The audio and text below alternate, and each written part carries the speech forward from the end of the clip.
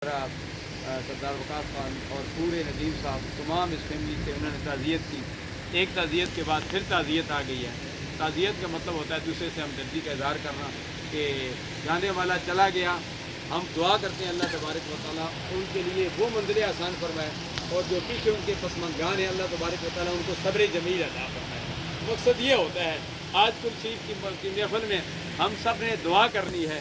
अभी नमाज मगरिब का वक्त ही होने वाला है। हर दुआ व मुख्तल इबादत, दुआ इबादत का निचोड़ है। दुआएं से तकदीरें बदल जाती हैं।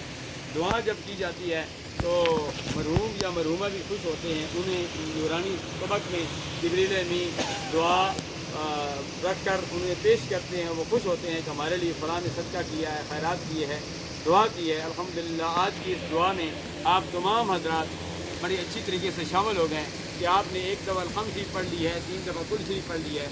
3 दफ़ा कुल शरीफ पढ़ने से एक पूरे ख़त्म कुरान मजीद का सवाब मिलता है।